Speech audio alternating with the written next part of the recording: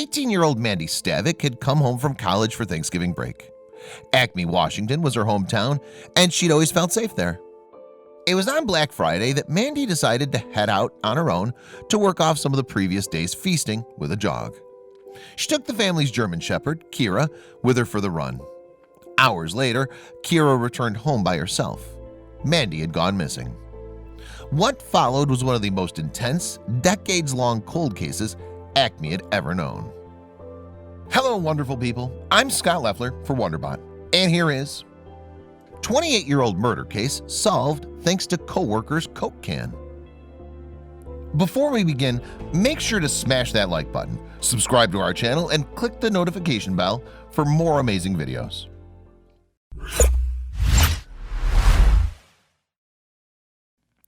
Sheriff Bill Elfo was on the case from the start.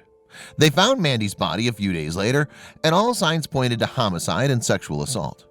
Unfortunately, though, they received information from the community and hundreds of potential suspects, many of them local. They never seemed to find any that seemed guilty beyond a shadow of a doubt. Though Mandy was killed in 1989, the police at the time were unable to find who had killed her. The case went mostly cold for the next 28 years. The term mostly cold is being used here because they did have one lead that stuck around all the long years. The suspect in question was one Timothy Bass, a delivery driver from a local bakery. It was the spring of 2017 when police began to once again circle the Franz bakery outlet. They weren't looking for donuts, they were looking for clues that might tie Timothy Bass to Mandy Stavik's long unsolved murder. They'd been there before, in 2013, but had come away from the visit without any sort of tangible evidence. Now, though, 4 years after that initial visit, one of Bass's female co-workers, who we'll call Jane, was wondering why the police had such an interest in an old delivery man. Eventually, Jane reached out to the police to ask them why they were so interested. When she found out that he might have been wanted in a famous murder, she began to think about what she would do if it was her daughter whose death had remained unsolved for so long. Jane wanted to make sure that anyone who could be responsible for something so horrible as Mandy's murder be brought to justice. To those who knew her, Mandy Stavik was a bright, gregarious young woman with a star on the rise. Throughout high school, she repeatedly got good grades and high achievements in basketball, softball, flute, clarinet, and saxophone. Mandy was a perpetual honor student and a high achiever who spoke Japanese and was fluent in sign language. She was the type of girl who excelled at everything she did and did so by the mere virtue of her own prodigious skills and determination. With all that, her future at Central Washington University seemed assured. All that changed in the fall of 1989. Authorities began searching immediately after Mandy's dog showed up without her. 2 days later, police found a pair of abandoned green sweatpants in the woods. On November 27th, they found her body floating in the Nooksack River. Mandy's cause of death was attributed to drowning, but an injury to the back of her head was a clear indication that she'd gone into the water unconscious and not of her own accord. With that, the investigation kicked into high gear. Sheriff Elfo and his officers were soon inundated with leads. They tracked down 7,859 of them to little effect. Over time, they went over each of them again, but many came from other parts of the US, Europe, even as far as China. One, however, seemed local enough to be reasonable. The problem was there were a lot of roadblocks ahead of them. A series of dead ends and roadblocks soon followed, and before any of them knew what hit them, the years had piled up over all the scant evidence. It wasn't until the late 2010s that many of the old names began to emerge from the piles of paperwork. This was why the police were circling the bakery, and why Jane now knew about Bass's potential crimes. Jane's bosses at the bakery had previously declined to assist the officers in 2013, but after learning about the history of the case, Jane felt morally obligated to help them. She handed over any information that she could on Bass, even stuff her employers had declined to divulge, but it just wasn't enough. A few days later, one of the detectives called back and asked if Bass ever ate or drank anything at work. Having seen a number of true crime shows and documentaries, Jane knew exactly what this meant. "What do you need?" she asked. "I'll get you whatever you want."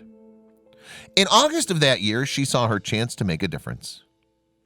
Jane had seen Bass toss out a plastic cup and a Coke can in the bakery's garbage. She donned a pair of latex gloves and tucked the refuse into a Franz Bakery bag. She handed them over to the police. The next few months saw a good deal of forensic testing, but no direct conclusions. Finally, the police received a breakthrough. Bass had refused to provide a voluntary sample of his DNA in 2010, but now that they had it, they knew they'd get him. The results eventually came back as a 1 in 11 quadrillion match to the DNA the police had recovered on Mandy's body all those years ago. In December of 2017, an arrest warrant was issued for Timothy Bass. Lead detectives on the case soon put all the details together. Bass lived on Strand Road, not far from where Mandy had gone for a jog that night. In fact, they believed that her Thanksgiving jog might have taken Mandy right past his home. He'd been a person of interest for a number of years, especially once he started attending the high school girls' basketball games in 1989. Nevertheless, investigators apparently didn't have enough evidence in 2013 for a proper search warrant or to compel a DNA sample from Bass. Still, as pertinent as the new DNA evidence now seemed, police had a bit of a problem on their hand. This problem stemmed directly from Jane's desire to do right and her freelance forensic work. However well-meaning Jane's actions were, her delivery of Bass's cup and can to the police actually threatened the prosecution's case. Bass's lawyer argued that the DNA match is the result of an illegal search. The fact is, law enforcement cannot use private citizens to obtain evidence without a warrant, especially if a warrant was required in the first place. Despite not having any sort of criminal record, Bass does have a domestic violence claim in his history, which has been filed by his wife. She alleged that the man was both physically and verbally abusive to her and their 3 children. She also alleged that he himself enjoyed watching cold case and true crime shows and thought he could get away with it. Stephen Jackson, Bass's attorney, is arguing that the illegal search violated Bass's Fourth Amendment rights and are currently trying to get Bass's arrest and those charges thrown out of evidence. This would mean that they would then have no case against him. Recently, a judge was given the facts and ruled on the case. Thankfully for the prosecution, the judge ultimately ruled the evidence admissible on the basis that Jane came up with the idea all on her own and was not coaxed or asked for it directly by police. This decision was, of course, appealed by the defense, but it looks as though Bass's lawyers are going to have to change tact either way. At the end, we want to know your opinion about the story in the comments box below.